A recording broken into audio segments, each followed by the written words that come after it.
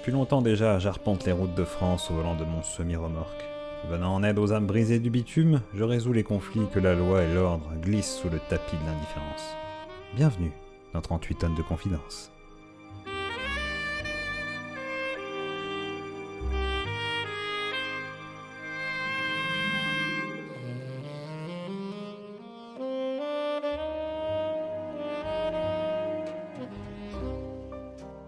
Sale affaire que je vais vous raconter.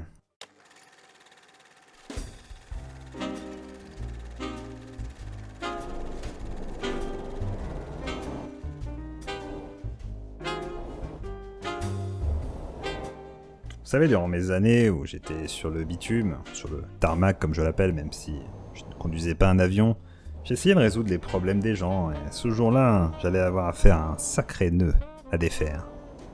Certains diront, si c'était un nœud gordien, tu aurais pu en mettre un coup d'épée dedans pour tout résoudre d'un coup, mais pas cette fois, il fallait faire preuve de plus de finesse. Je roule en direction de la Suisse, Genève, les lacs. Bien sûr, j'avais une livraison à faire, mais en réalité, c'était plus une sorte de petite livraison tranquille, pour également pouvoir me reposer et voir quelques personnes que j'avais laissées là-bas, dans ce beau pays plein d'argent. C'est alors que je reçus un appel sur mon téléphone. Une commande express qui n'était pas prévue. Allô ? Oui, dis-je ? Oui, c'est moi, le riche propriétaire suisse qui vous appelle. S'il vous plaît, donnez-moi votre nom, je ne vous connais pas. Je préfère garder l'anonymat. Je vous appelle à propos de votre cargaison. Ma cargaison, dis-je, mais c'est une cargaison. Tout ce qu'il y a de plus simple, des petites figurines d'éléphants de mer à livrer au Musée National Géographique de Genève. Hélas non, monsieur, je me permets de vous donner la vérité, vous avez été trompé. Je me suis permis de mettre un colis un peu spécial dans ce que vous croyez être des figurines d'éléphants de mer. Je m'étais fait avoir, je m'étais fait rouler, arnaquer, comme un bleu, comme de la bleusaille. Je n'apprécie guère ce genre de malheur, monsieur. Je sais, me dit-il, mais je n'avais pas le choix, vous auriez refusé sinon. Dans votre camion se trouve un caisson de cryogénisation. Vous allez devoir me l'amener ici, et rapidement. Il a une autonomie très réduite de quelques heures. Quelques heures, lui dis-je, mais ça ne va pas suffire. Ou alors il faudrait que je roule sans m'arrêter. Ne vous inquiétez pas, me dit-il. Vous serez rémunéré avec un très beau bonus. Par contre, je vous interdis de regarder ce qu'il y a à l'intérieur du caisson. L'identité de la personne doit rester secrète. Mais comment vais-je passer les douanes, lui demandai-je. Ça, mon cher, je compte sur votre talent, me dit-il. En tout cas, faites en sorte de ne pas provoquer la décongélation. Votre camion doit toujours tourner, car le système électrique est relié au caisson. Mais que se cache-t-il là-dedans ?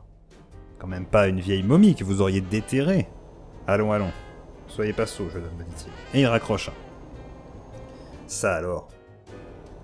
Moi, celui à qui on ne la fait pas avait été roulé par un riche Suisse, mais en même temps, un riche Suisse avait beaucoup d'argent. Je ne pouvais pas dire non de toute façon. Si je le faisais, je perdrais un petit peu mon sens de l'aventure et un gros paquet de fric, quel j'avais vraiment besoin, car vous le savez, j'étais encore une nouvelle fois fauché. Alors que je me dirigeais vers mon but, qui était toujours la même adresse, mais cette fois-ci avec le poids de la culpabilité et de la curiosité, qu'y avait-il donc dans ce caisson qui se trouvait à l'intérieur de cet grand frigo à l'arrière de mon camion. Je n'allais pas tarder à le savoir, excepté qu'un voyant sur mon tableau de bord se mit à sonner. L'essence, j'allais bientôt en manquer, je n'avais pas prévu de faire tout le trajet en une seule fois, je n'avais donc pas fait le plein. Ça allait être un problème car on n'est pas censé laisser le moteur tourner quand on fait le plein. Non, c'était trop dangereux. Je risquais d'abîmer la marchandise si je pouvais me permettre, mais d'un autre côté, ça allait peut-être me permettre de me laisser le temps de jeter un œil sans que personne ne le sache. Qu'allais-je faire ? J'aurais pu miser le contenu de mon livret A, que c'était sans doute la femme de ce monsieur, qu'il ait voulu la préserver, peut-être des radiations d'une future guerre atomique, peut-être des âpres de l'âge. Ma curiosité tapait trop fort contre les tempes de ma tête. Je décidai de m'arrêter, et je hurlai avec ma voix de soprano au garçon de la station-service. Le plein et rapidement, je suis très pressé. J'ai dû couper le moteur, et je me décidai à me dépêcher d'aller voir à l'arrière qui se cachait dans ce caisson.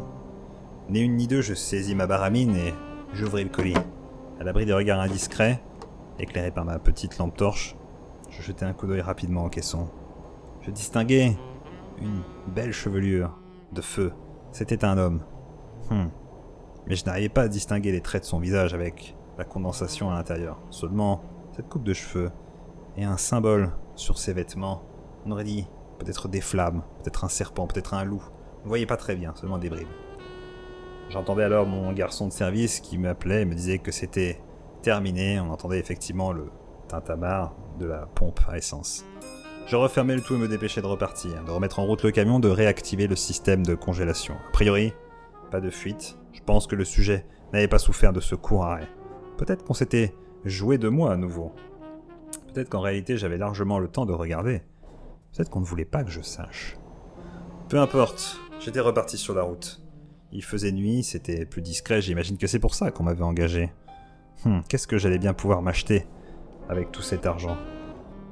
Une ménagère de moins de 50 ans vous aurait dit une soupière. Mais non, pas moi, j'avais des goûts plus exotiques. C'est alors que je me rendis compte que j'avais oublié d'aller aux toilettes. Évidemment, l'arrêt avait été trop court et je ne disposais pas de pot de chambre. J'allais devoir me retenir. Je fonçais sur la route, tel un sanglier enragé, avec, à la fois dans mon esprit, la somme d'argent coquette qui m'attendait, mais de l'autre, ce sentiment de transporter un cadavre et de défier les lois de la nature. Peu importe. Ce client avait mis le doigt sur quelque chose chez moi, une espèce de volonté insatiable, à la fois d'argent et à la fois de faire le bien. C'était rarement compatible dans mon métier. Mais pour cette fois, j'allais devoir concilier ces deux extrêmes. Mon téléphone sonna à nouveau alors que je fonçais à tombeau ouvert en direction de Genève. Allô ? Oui, c'était mon client au téléphone. Dépêchez-vous, il faut accélérer, je sais que vous avez ouvert la caisse. Le caisson est relié directement à un ordinateur de contrôle chez moi. Vous n'avez pas pu vous en empêcher. Mettez-vous à ma place. J'ai envie de savoir ce que je transporte, déjà que vous m'avez floué en me mettant le colis sans me prévenir. Je n'ai guère le choix, me dit-il. Dépêchez-vous, on a besoin du colis ce soir, c'est très, très urgent. Mais enfin, lui dis-je, pourquoi ? Avec un petit rire narquois, il me répondit. Pour allumer le feu, bien sûr. Vous croyez quoi, que c'était une poupée gonflable ? Il raccrocha. Je n'avais pas compris son message cryptique. Que voulait-il dire par allumer le feu ? J'espère qu'il n'allait pas brûler le pauvre homme. Je continuais à rouler alors que j'approchais de la frontière suisse. Fort heureusement, il me suffisait de faire un appel de phare car j'avais reconnu mon garde-barrière préféré, mon petit Michou, qui me devait bien des services que je ne vais pas vous détailler, car c'est pour un public jeune, n'est-ce pas ? Soudain, mon esprit s'éclaira. J'avais compris la phrase qu'il m'avait dit. Allumer le feu, Johnny Hallyday ? C'était impossible. Johnny était décédé maintenant, il ne pouvait plus rien allumer, si ce n'est des problèmes héréditaires avec ses enfants qui se disputaient l'héritage, son ex-femme et sa fille adoptée, je ne sais quel auteur de maison de disques qui lui faisait sortir des albums alors qu'il était décédé. Je continuais la route et je décidais de tendre un piège. Je n'allais pas me laisser faire, je n'allais pas laisser arnaquer ces gens. Alors que je m'arrêtais pour à nouveau jeter un coup d'œil au colis, quelqu'un m'interpella. Psst. De la même façon qu'on interpelle les gens dans la rue, je lui dis oui. Écoutez, je sais où vous amenez votre colis. Elle était là, habillée en noir, lunettes noires, chapeau noir, gants noirs, chaussures noires. Je la reconnus presque immédiatement, j'étais très fan d'elle à l'époque. C'était Laetitia Hallyday. Je ne pus m'empêcher de lâcher un petit cri aigu, tel un ouistiti excité. Alors que je la reconnus, mais je me ravisais bien vite et je gardais mon calme pour ne pas attirer l'attention. « Calmez-vous, me dit-elle. Je sais qui vous avez dans votre camion. Il ne faut pas qu'il atteigne sa destination. Vous l'amenez chez son ancien producteur, qui veut faire un concert, non pas en hologramme, mais avec son corps réanimé. » C'était affreux, j'étais moi-même plutôt fan de Johnny, bien qu'il ne m'avait pas rendu ces 30 € qu'il me devait. Certes, j'avais Laetitia devant moi, mais je n'allais pas l'embêter avec ça, on parle quand même de quelqu'un qui dînait avec Michael Jackson, à une certaine époque. Écoutez, Laetitia, je ne sais pas, on m'a promis beaucoup d'argent pour cette livraison, et après tout, les fans ont peut-être envie d'un dernier concert. Allons, ce n'est pas une vulgaire part de pizza que vous transportez, me dit-elle. Elle était sensiblement émue, et pas seulement par le montant du compte en banque de son ex-mari. Écoutez-moi, me dit-elle. Je vais l'emmener à Zanzibar, là où il a toujours voulu être enterré. C'est sa terre natale. Comment ? Mais n'était-il pas Français ou belge, je ne sais plus, Jean-Philippe Smet, c'est ça? Mais non, voyons. Il ne s'appelait pas vraiment Jean-Philippe Smet. C'était aussi un nom de scène. On l'avait fait pour éviter les problèmes. Et pour éviter qu'on ne connaisse son vrai nom. J'étais sur le point de découvrir le secret le mieux gardé de la 5ème République. Le nom réel de Johnny Hallyday, qui n'était donc pas Jean-Philippe Smet, mais...